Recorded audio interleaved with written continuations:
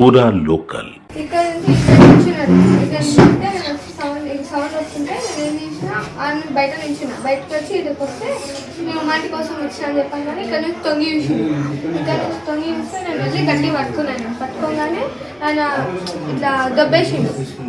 ఇంకా అడిగిన ఎవరెవరు నువ్వు అని చేతిలో అని చెక్ చేసిన ఏం లేవు అనేసి ఇట్లా దొబ్బేసిండు. ఉరికిండు. నేను ఉరికిన ఆయనతో. నీ డబ్బులేమ్మా? నీకు డబ్బులు లేలే అంటే వాడు అవును పట్టుకెళ్ళడం పెట్టావు? పట్టుకెళ్ళాడు అని చెక్ చేసిన అన్ని.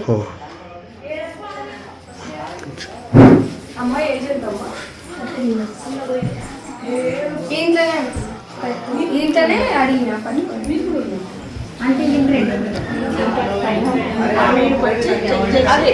నా పేరు మాధవ్ అండి.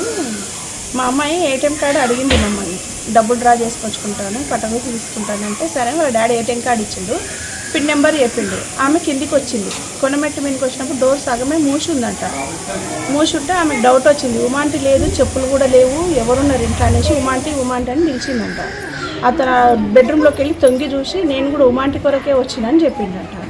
మా అమ్మాయి అనుకుంది ఎప్పుడు రాలేదు ఈ అబ్బాయిని, మేము ఇతను ఎప్పుడు చూడలేదు, రిలేటివ్స్ రాదు, ఎప్పుడు మా ఇంట్లో కొంటి రాలేదు ఇన్ని సంవత్సరాల నుంచి, ఈ కొత్త మనిషి ఎవరు అనేసి లోపలికి వెళ్ళి నీకేం పని ఏముందని వచ్చిన లోపలికని అడిగితే లేదు అని అంటుంటే గట్టిగా పట్టేసుకుందంట. లోపల పట్టేసుకుని చెక్ చేస్తుందంట, జేబులు అవన్నీ చెక్ చేస్తుంటే పక్కకి నెట్టేస్తుంటే మళ్ళీ బయటికి వాడి తోపులాడుకుంటూ వచ్చేసి బయటికి రాగానే నీళ్ళ ట్యాంక్ పైన దొబ్బేసిందంట. ఏదో మీద చేసి దొబ్బేగానే మొహాలకు దెబ్బ తగిలింది, కింద పాదం కాడ కూడా దెబ్బ తగిలేసింది.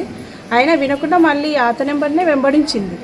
ప్రణవ్ స్కూల్ దగ్గరికి వెళ్తుంటే ఒక ఆమె డ్యూటీకి వెళ్ళి వస్తూ ఉంటే ఆంటీ దొంగ వస్తుండు పట్టుకోండి అంటే నాకెందుకు, నేను ఎందుకు పట్టుకోవాలి, నువ్వే పట్టేసుకోని అన్నదంట.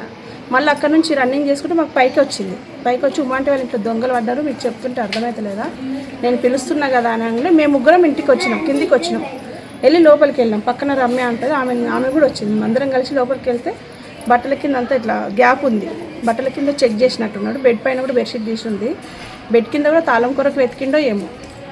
అయితే మళ్ళీ ఉమాకి ఫోన్ చేసి ఉమా ఇట్లా అయ్యింది ఉమా అని అంటే చూడక్క ఇక్కడ తాళాలు అక్కడ ఉంటాయి అడ్రస్ అంటే చెప్తే చూస్తే మేము చూడకూడదు కదా అనేసి మేము చూడలేదు. వాళ్ళ ఆయన వచ్చిన తర్వాత ఆ తాళం చేయి ఆయనకి ఇస్తే చెక్ చేస్తే వస్తువులు అయితే ఉన్నాయి, ఏం పోలేదు వస్తువులు అయితే. సీసీ కెమెరాలో రికార్డ్ అయింది, వాళ్ళు రన్నింగ్ చేసేది రికార్డింగ్ అయింది, ఆయన పారిపోతున్నది రికార్డింగ్ అయింది. సీసీ కెమెరాలో చూసాం దాన్ని. పోలీసులు వచ్చారు సాయంకాలం, వచ్చి ఎంక్వైరీ చేసుకొని వెళ్ళారు.